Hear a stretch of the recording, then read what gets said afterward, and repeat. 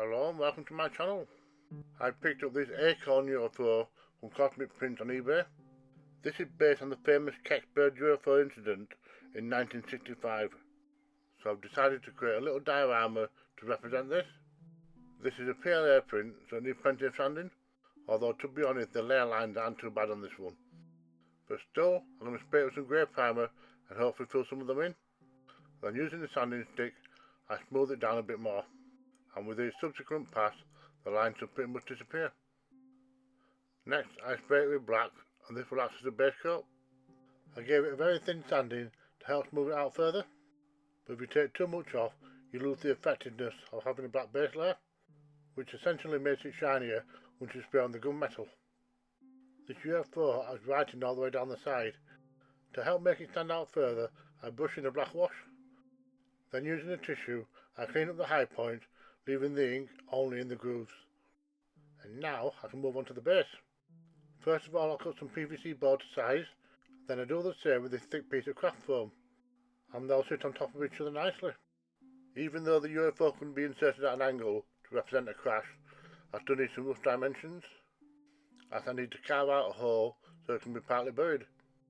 This was found in the wood by some locals after watching a fireball descend to earth, and then the military got involved and took it away.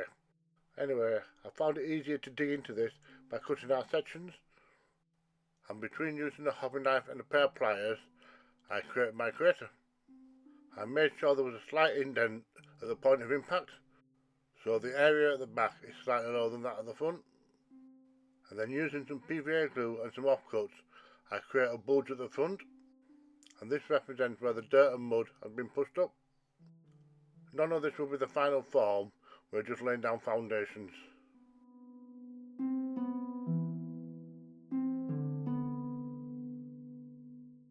Next, I mix up a batch of sculpture mould, and I'm going to slap this all across the surface, and this will create my ground texture.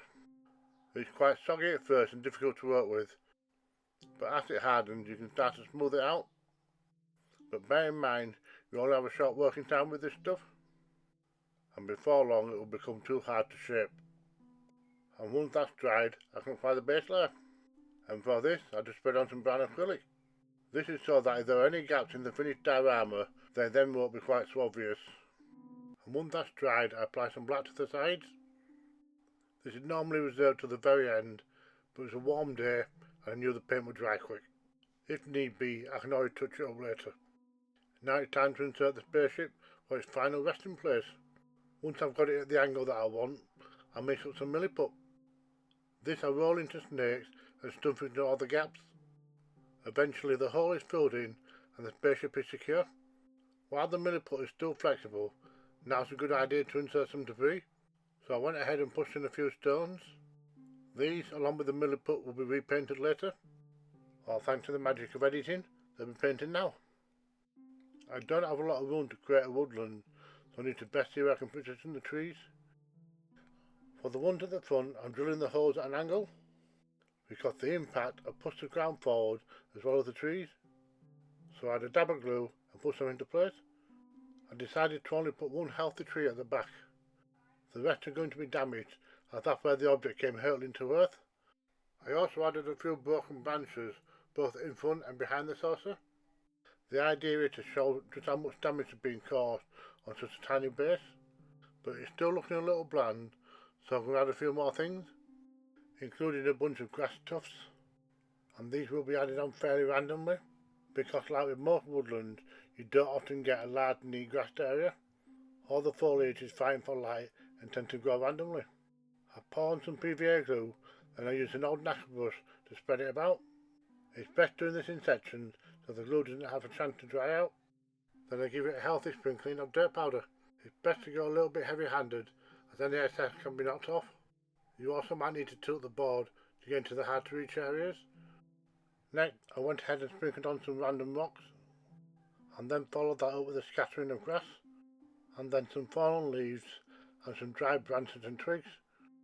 And once I'm fairly happy with that, I go around with a bottle of watered down PVA glue and start adding drops all over the place, making sure everything is doubly secure. Then it's just a matter of putting it to one side for between 24 and 48 hours to fully dry. Well, there you have it. That's my Kecksburg UFO incident diorama. Whether this was actually a UFO or not is uncertain, but what is known for sure is there was definitely a crash. Several local reporters seen a metal acorn-shaped object at the crash site. Several hours later, the army turned up en masse, sealed off the area and removed the object.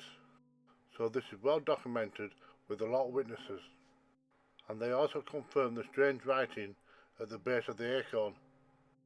If you can track down this episode of Unsolved Mysteries, it's worth a watch.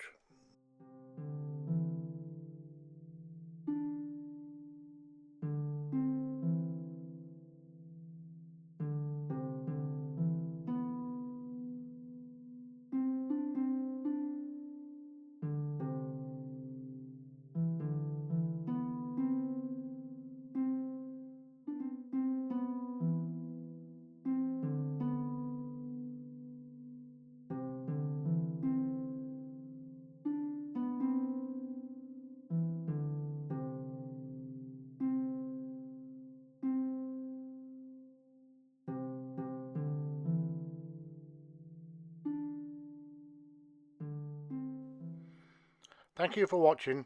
Don't forget, if I can do it, so can you.